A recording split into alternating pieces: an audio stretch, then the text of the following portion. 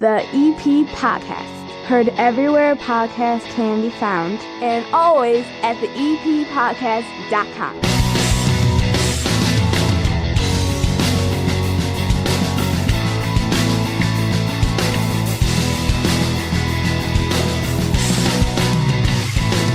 We got a packed show this week. Lots going on. So I know I talked about the idea of a contest, a search for a new co-host to sit down here at the 9-Foot Homemade Oak Bar. We do not have the rules ready. The contest is not ready to launch. A lot of people already reaching out to ask about it. Trust me, we'll get to it at the end of the month. But we are packed on today's episode. And then next week, we have all the coverage from the parade. For the first time ever, instead of being alongside the parade route, the EP podcast in the parade this Friday. Can't wait to see ya. Everybody's worried about rain. Last thing I saw was 75% chance that it doesn't rain during that time. We're going to be with the First National Bank of Evergreen Park, the float, which is actually an old-time fire truck. I may be walking next to it, but I think I'm going to be riding on the fire truck. They may even have a microphone for me for the parade route. I'm so excited to be marching with the First National Bank of Evergreen Park. They're our proud sponsors, corner of 95th and Pulaski, big iconic building, you know what it is. There's no overdraft fees, there's no ATM charges no matter what ATM you use anywhere. They got the student checking accounts if you got kids going away to school. They link it all up with the online banking tools and the app. And when you walk in there, there's people sitting at desk who are ready to help you. Want a home loan? Want a refi? Want to ask a question that only a banker would know? They're right there, 95th and Pulaski, the First National Bank of Evergreen Park, member FDIC. Frank Murray is on the show, and we're going to Spoken Vine to have some sangria during his segment. But first, this past weekend here in Evergreen Park, another summer concert in the park at Klein Park occurred. Cokes and folks were out there, and the next show is on July the 14th with one of the bigger acts that comes through each and every year. And this is the first time that we have had somebody from the Neverly Brothers on the show. They'll be performing at Klein Park at 6 p.m. on July the 14th. That is a free show. Kevin Giragosian is on the line with me right now. How are you, Kevin? I'm very good. Thanks for having me on. Appreciate it. Thanks for coming on. First off, your brother's in this band with you, but your last name is not Neverly. Explain that to me. Well, the origins of the band goes back to the year 2003 when I put it together as a combination of mostly Everly Brothers songs and Beatles songs, because Everly Brothers, Phil and Don Everly, were the inspiration for John and Paul to sing in their style of harmony. They imitated the Everly Brothers' harmonies. So I used the name Everly, but to put a little twist on it, said Neverly. But our logo looks kind of like the Beatles logo on Ringo's bass drum. We just kind of became that as far as the band goes. And when we go and perform in concert, we actually introduce ourselves with our real names, not Neverly, but Neverly. Like, I'm not Kevin Neverly, so to speak. I'm Kevin Giragosian. Right. He's Kevin Giragosian, my brother. I know who you are. I was just confused by the whole thing. So, I mean, you guys are putting on quite a show. I've heard a lot about when this band comes into Evergreen Park. You've been doing shows here for a while, years now, where you're coming in, you're doing the free concert in the park. It always gets a really good crowd. People are excited when you're here. If somebody hasn't been to one of your shows, you mentioned the Beatles, you mentioned the Everly Brothers. What do they expect to see on stage in front of them that night? The Everly Brothers and the Beatles was the inspiration, and that's where the name came from. But then within the first 3 years, it evolved into more of a show of rock and roll history, not just the influence of the Everly Brothers on the Beatles, which to me was the 50s influencing the 60s, or the American music influencing the British invasion bands, but it became a more of a well-rounded, you might say, show where we do a sampling of artists in the first set of the 1950s pioneering rock and roll artists and recording artists. And the second half is the 1964 British invasion. It pretty much doesn't go past 1965. So if anybody has never attended a Neverly Brothers show, shame on you. If you like this era from 1955 to 1965, our show is very unique, very entertaining, very engaging. It's interactive with the audience. It's educational. What we do is we create this whole aura of the audience is a group of passengers on our virtual tour bus. So the venue whether we play in a theater or if it's an outdoor setting in a park, like at Evergreen Park. We say we're going to convert this entire park into our own virtual tour bus. You folks are now the passengers. We're the tour guides, and we're going to set the time machine to 1957. And we start this tour going from city to city in America. In their minds, I narrate as sort of the tour guide and the front man of the group between songs to tell them where we're going next. So we go to one city. For example, Sun Records recording studio. It's located in Memphis, Tennessee. That's usually our first stop because that's kind of like the epicenter of early rock and roll in America. And we do a little vignette with the $1 Million Quartet artists, Elvis Presley, Jerry Lee Lewis, Carl Perkins, Johnny Cash. Move on to another city like Lubbock, Texas, where Buddy Holly was from, and we do the little vignette on the day the music died in 1959 when he died in the plane crash along with the Big Bopper and Richie Valens. Go to another city like St. Louis, Chuck Berry, Eddie Cochran from Minnesota. And so we take people on this little trip, it's sort of in their minds and also visually with the wardrobe. We have a wardrobe that changes for each set, so we look like these Memphis sort of rockabilly 50s guys with matching silver suits, yokes on the shoulders, kind of country and western, but rockabilly, string ties. And so each city is where a different artist was from or recorded. I give a little bit of tidbit of information, history, their influence, and their importance on laying the foundation of rock and roll, and then move on to another city. And so we round out our first set by saying what we've given you is a sampling of 1950s pioneering rock and roll artists, which we call the American roots to the British invasion. This is the music that the British groups picked up on and initially imitated before writing their own music. So we kind of do a wardrobe change. We take a break. Now we look like the Beatles on Ed Sullivan in 1964. And we mentioned their appearances on that show in February of 64, 3 consecutive Sundays, which was just exploded. And Beatlemania started. The British invasion started. So we now take our tour into Britain or England, and we do the same thing. I'm the tour guide. Now we're going from city to city in England. Started in Liverpool with the Beatles, play a few songs, move on to another city like Newcastle, which is where the Animals are from, let's say. And some of these bands I'm mentioning doesn't mean we're gonna play all of them, but they are often interspersed in the show. Yeah, I was gonna say this sounds like a 5-hour concert. I was excited about it, but I mean, that's a lot of bands you have to cover there. And what's amazing is you're putting on like a show, like you said, it's almost like a history lesson. It's a show. It's a journey. It's not you just going back and playing a time period and everybody just sits back and reminisces. There's more to this. Yes, it's definitely very unique because of the historical educational value. And I don't want to say sound too academic or highbrow, but people learn a lot. Even people who grew up in the era didn't know certain facts or certain songs were originally recorded by American groups that were then recorded later by British bands that even popularized it further to a wider appeal. So, and one of the other unique aspects of the show is that the second half, when we do the British invasion music, most of the songs, I would say 90% of them, are songs that those British bands re-recorded that were originally recorded by American artists first. So it shows a real timeline on rock. It shows the birth, death, and resurrection. It shows how these British bands revived it with a revival by just basically performing and recording the songs they loved that were either fading away or not being heard enough. Great example is Twist and Shout, the Beatles, 1963, on their first album they recorded that was released in England. And they was a big hit in 64 in America. Originally, that song was recorded in 1962 by the Isley Brothers, an American rhythm and blues singing group. So it shows that whole progression of rock and the evolution of rock. So we also sort of call it a rock and roll evolution that we present to people as well, with wardrobe changes and unique instrumentation. There's only 3 of us. My brother plays the drums. Kegum is his name, Kegum Giragosian. He stands up. He's shoulder to shoulder with us. There's no drum riser behind us like Ringo or one of the traditional rockers. He's to my right. Our bass player is to our left.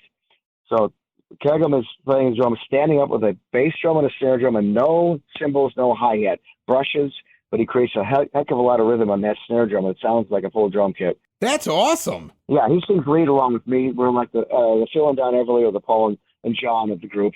Our bass player, Mike Bradburn, plays an upright bass fiddle. He's to my left. and he sings background and harmonies. So we fill in a lot with the harmonies. I play guitar, and it's sort of a acoustic electric hybrid sound. It's actually the guitar that John Lennon used to play in the early Beatles days. There's nothing that's lacking. Nobody misses anything, even though there's only one guitar and three guys. It's a very, very full sounding group without any pretend backing tracks or artificial sounds. It's all organic. It's all real. It's a very unique and entertaining show. We've been playing at the Evergreen Park and Rec concert series since 2008 every year. We've become their number one draw, so they hire us every year, and it's usually in July, like the one coming up on the 14th of July, Sunday, in a few weeks. I am curious, and you just did the plug for me, so I'll say it again. July 14th, Neverly Brothers, 6 p.m. at Klein Park. You're talking about all these songs that are from yesteryear, let's say, and you played, I'm looking at your bio, you were in a band back in the 90s, and you've been a musician for a long time. And I'll tell you, as somebody that in the late 90s was doing rock radio and knew how separated music was by how old people were, different generations listen to different things. You must be just as taken aback as I am, looking at the current younger generations and how they still love not only music from the 90s, but the music you're playing. Those used to just be oldies, what you're playing. But people seem to have a greater appreciation, at least for the best songs of that era. It's surprising to me that they haven't disappeared yet, and you're going to get a reaction from all age groups from certain bands, don't you think? We do. We get it's the universal music. It's the origins of rock and roll, that timeless period. I mean, some of the 50s songs don't translate as well because of the recording equipment wasn't as advanced. So by the time the Beatles came around, it was a lot better fidelity. Albums were still in mono, but then became stereo. They were using better miking techniques. So part of it is the quality of the recordings, and also it's songs that people can sing along to. Where today, I mean, I grew up in part of the 60s, but I identify with the British invasion the most. I love that era, the Beatles, the Kinks. Especially are my two favorite groups, probably of all time. But I also grew up in the 70s, so, any of the pop stuff I liked. But the music is sort of timeless, and it hasn't gone away. It's kind of like Mozart, in a way, or classical music, Mozart, Beethoven. That stuff's probably going to be around forever because it was original music at the time, and it was a new sort of movement. And rock and roll, this was the foundation, and anything that's played today, you can trace it back to that early, either the 1950s or the 1960s. From like 1955 to 1965, there hasn't been too much that's been done new as far as the way songs are put together. It's all electronics and sounds and electronic sounds now that have advanced. But songwriting, I don't think you can get any better than those eras as far as songwriting goes. So the summer concerts going on in Evergreen Park has become an annual thing. The list of bands that are coming up after you, the Smiley Tillman Band on the 2nd of August at Sexton Park, Rick Lindy and the Wild Ones on August 11th at Klein Park, City Lights Orchestra September 2nd back at James Sexton Park. But you mention it. You guys have been doing this now for years. You draw huge crowds. Is there a little bit of you that takes like a pride in saying we want to be the biggest show of all the shows in the summer in Evergreen Park? Oh, of course. That's part of the aspiration to be successful and all the work you put into it. You want to be as successful as possible. You want to draw the biggest crowds. You want to be, popular. That's the whole idea. This is the whole idea of being in a band or an act like ours. I mean, I believe, just if I'm not mistaken, I think the place we're playing is Circle Park. Yeah, they've named it Klein Park a couple years ago. It's the same thing, Circle Park, Klein Park. It depends on what side of the tracks you live. Yeah. Okay. All right. I just want to make sure because I had it down at Circle Park all these years. But no, I take pride. It's like being in business. I mean, I'm a businessman also. My brother and I used to have a record store years ago, in the mid-'80s, mid-'90s at Orland Park. So the business side, I mean, is one half of my brain. The creative and music side is the other half. And you always want to be successful, obviously. And if you want to make a living at it, it's very difficult to play bars. So we were lucky enough to have an act that evolved into something that was much more than just a bar band or a cover band playing songs one after another. It developed as part of my personality and part of my brother's style on the drums and my style on guitar. It evolved with this whole concept that was created and gelled within the first 3 years. And so when we're not doing the outdoor summer shows, mid-September to mid-May, we're traveling the country as a national touring headline theater act. Many in the area, like not far from Evergreen Park, we played at the Beverly Arts Center on 111 Western several times. We just played there earlier this year. So we do a lot of theater shows. So we're really a concert theater experience more than just a rock cover band, let's say. So that's what differentiates us. We're in the tribute category because we're paying tribute to two eras, but we're not a traditional tribute act where we're trying to talk like a particular band or look like a particular band. And there's nothing wrong with those groups. There's a lot of talented groups out there that do that. But ours is a very unique niche. We have a tribute act that's paying tribute to two eras, the two seminal early rock and roll eras. Kevin Giragosian, one of three that are part of the Neverly Brothers. They will be out at Klein Park or Circle Park, if you're nasty, 6 p.m., July the 14th. Kevin, thanks so much for jumping on the EP podcast. I look forward to the show. Thanks for having me on, Chris. Look forward to meeting you. Thanks. Building relationships, supporting the community, and service. These are the things that Country Financial stands for. They're more than just an office you may pass by as you drive through Evergreen Park. They're neighbors who lend a helping hand and support the fabric of your community, including charitable organizations, sports, financial education, and civic organizations. And since Country is already your neighbor, they want to get together and chat. Call your local Country Financial representative, Mike Thauer, today at 708-425-1559 to talk about the things that are important to you and how he can help you protect them.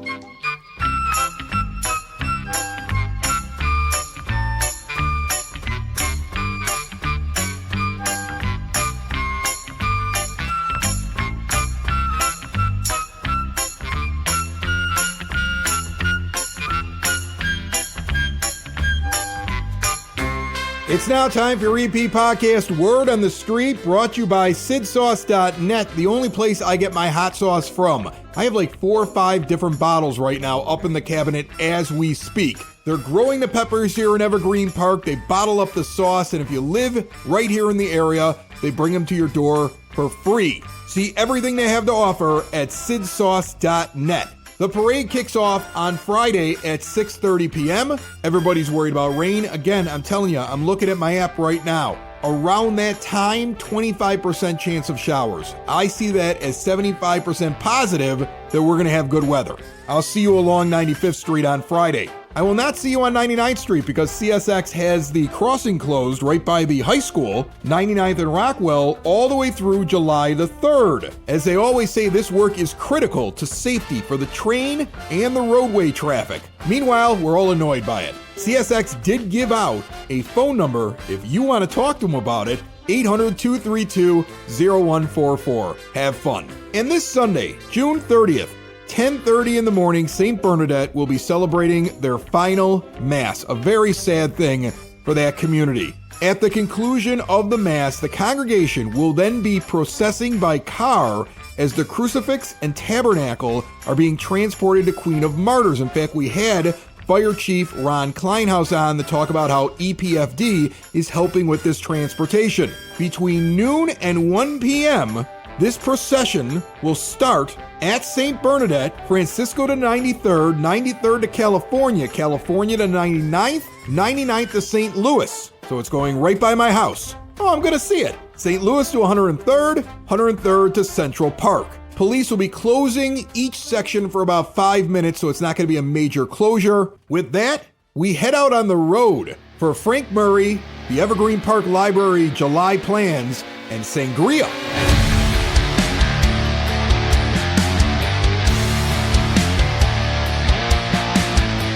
The EP podcast at Spoke and Vine with Frank Murray. Hey, Chris. Yeah, I decided that I wanted to get you out in front of people. We got the camera set up, so if you're listening to the audio, don't worry, there's going to be a video of it on our YouTube channel and out on the social medias and stuff like that, because we're going to be tasting sangria, and we're going to be talking about what you have going on at the library for the next month. So it's going to be a good, solid afternoon. I love it. Big thanks to Spoken Vine, to Reed, and to Bridget for letting us come out here. And I got to say, as much as I love the homemade 6-foot bar, Spoken Vine, really great place. Don't really short great me. place. Not 9-foot bar, but this is a beautiful place. This is a beautiful place, and we're going to bring them in actually right now. We'll bring in Reed and Bridget, who have been running this place at the northeast corner of 95th and Kedzie for now. What are we? We're at a year at least now, right? Or we're close. Yeah, the 23rd marks 1 year. Congratulations. That's awesome. That is really, really cool. That's it. It's all coasting from here. That's what every business owner knows. You just get to that year, you can just put your feet up, right? No, you cannot. There's definitely none of that. This guy's arm working. up. Yeah, he's working so hard. He's got his arm in a sling. That's how much they care here at Spoken Vine. So before we have Frank go through all the stuff that's going on at the library, I want to kind of get him lubed up a little bit. He's a little looser.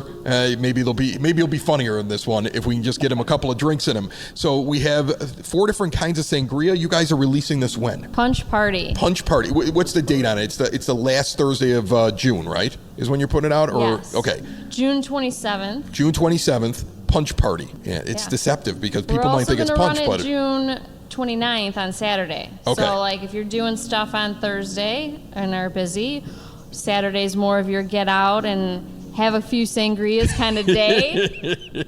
Yeah. Bridget, why don't you take me, or Reed, whichever one wants to do it, take me through the ones you have. Start with that one down there because I know Frank wants to taste it. Okay, so the one on the end is a Sangria Rosé. It actually tastes quite like grapefruit. It's got grapefruit and oranges and lemon and lime. It's fantastic. The one next to it is our traditional red sangria. So it's a Spanish Grenache that we've put oranges, lemons, and limes in. They're all really good, but I made them, so I know. Then we have a peach sangria, very much on the sweeter side, really, really tasty, and then a traditional white sangria on the end with more lemon, lime, and apple. That's the one I wanted to taste. We talked about it ahead of time. I swear, I did not steal one that somebody else was going to have. I wanted to try the peach, which is really good. I mean, I called dibs. Well, I mean, you brought out 4 different kinds, and I was like, what kind of sangria have I never had? I've never had a peach sangria. Have you done this before? Have you done sangria? Is this the first time ever? This is first. Okay, yeah. so what I want to know next time we talk is how many people you see after they finish it trying to suck the last of the sangria out of all of the fruit, because that's something that happens in the Lanuti household when we do sangria. Is that what you do? It will be all of them. It is always all of them. So everybody's like, I'm just being healthy eating fruit. Yeah. It's like our carrots. We tell people they help you see better. You guys are open on parade day too, right? Yes, we are. Okay, what's the hours? Because I'm going to stop by.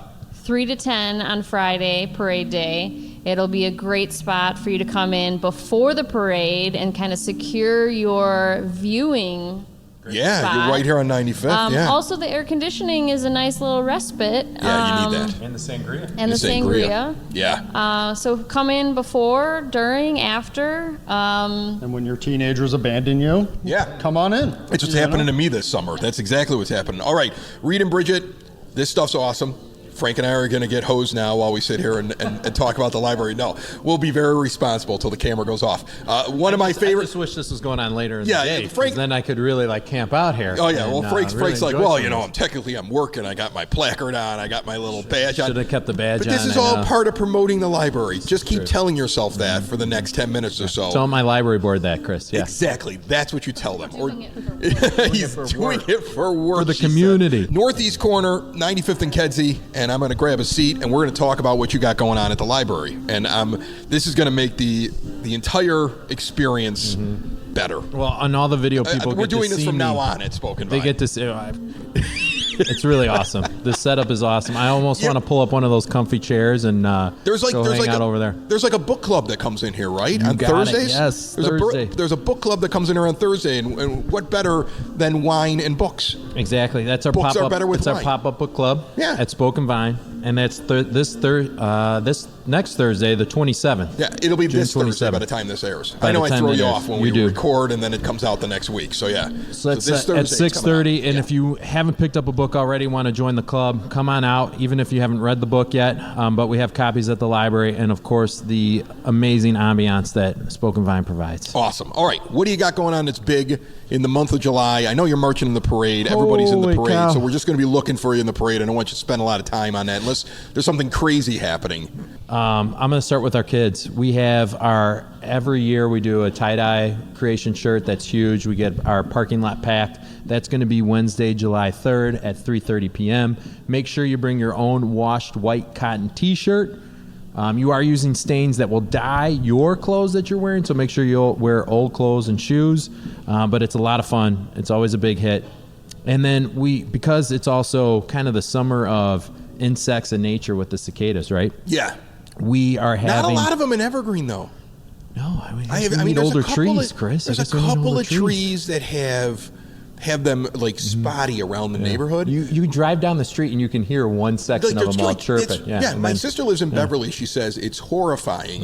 It's so loud. They're everywhere. She just doesn't even want to be around her own home. She comes here and she's like, "How many you got in your pool?" I'm like, "I had one this week. I had one cicada in my pool. yeah. I had one cicada." She's like, my filter's clogged. It's just cicadas all on top of the Evergreen pool. Park, the respite from cicadas. There we go.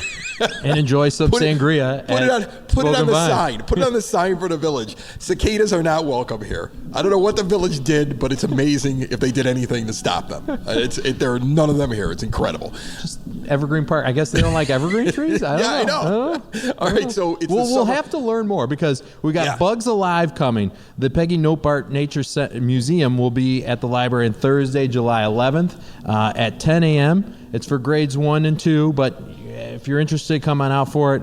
You get a chance to observe some live insects, folks. Live insects, and learn about the ways they move, they eat, and how they protect themselves. Okay. And then following that up, we're going to have some reptiles. So the same day, Thursday, July 11th at 11 a.m. You got to be careful there. Reptiles will eat the insects. Yes, so we're going to really learn how those insects protect themselves. And now, kids, we're going to watch the insects get eaten. Or survive. That's a library. Now That's life. That is a library thing that life. I would come and There you attend go. myself. If it were a death battle between the different things that you brought in for the kids to explore, and it was like, all right, we've seen these animals. Now we're going to put them in this arena, and we're going to see who lives. Insects versus reptiles. I would show up for that. Chris Lanuti will be. I'd MC that. We'll be doing the play-by-play call. Yeah, I would MC. I once got to MC a UFC fight back in its infancy when nobody knew what it was, like in the late '90s, where I got inside of the octagon and did the whole thing where like introducing the stage mic was comes exploding. down. Like they couldn't find an announcer, so they went to the local radio host and asked me to do it in Wheeling, West Virginia, and I would just get a kick out of doing that again with insects and reptiles. With insects, here we go. Well, Or any small animals, whatever you want to do. There we Think go. about it. There we go. I'm always coming up with the best ideas for you. So we got a whole bunch of other stuff. We have a drive-in movie going on. We have a Lego car races, we do that every year. We have the kids create their own Lego cars and then they race them. We have a candy chemistry and so much more. But a specific shout out, we have Mr. Scott's Giant Bubble Show. That is going to be Friday, July 19th at 6 p.m. It's an after hours event at the library. It's going to be in our library parking lot. We're expecting 150 plus people. Yeah, giant bubbles. Big giant bubbles. It's interactive, so the kids will be able to get up and play. Oh, that's cool.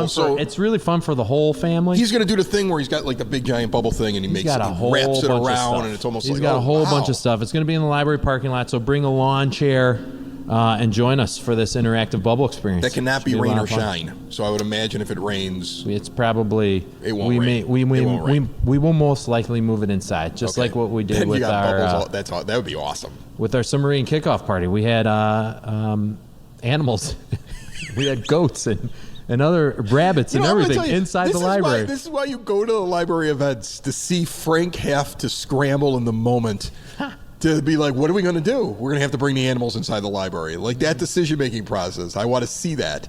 That's why I want to go to those things. It's me. It's not me scramble. It's my amazing staff that just, boom, hey, we already have a plan. They're we have a working plan hard. B and C. They're working hard, and you're drinking sangria with me. Yeah. Yeah. It's one of the perks of the job. I already can't say sangria properly. Okay. What else we got going on? We have a variety of things going on for teens. A couple quick things I want to shout out. Sweet Saturday, we have some candy sushi making. That's going to be Saturday, July 6th at 3 p.m. Okay. You can roll your own candy sushi and share your love for anime and manga with your friends. You also have a life-size Candyland I see here. Yes. Are you aware of this? Yes, I am. Okay, because sometimes you're not sure. Yeah. Okay, so it looks like...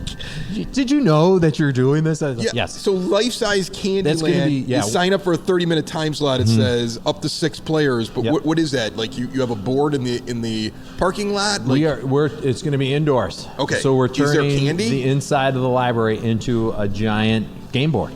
That's awesome. Yes. So, and it's running from 9:30 a.m. to 7:30 p.m. So you have all day to come in and participate in the fun. Just make sure you register for that time slot. All right, life-size Candyland. That looks really... I mean, it does. That looks really neat. You're coming up with some good ones lately. Or your staff is. Staff. Your staff's coming up. I don't think of any of this stuff.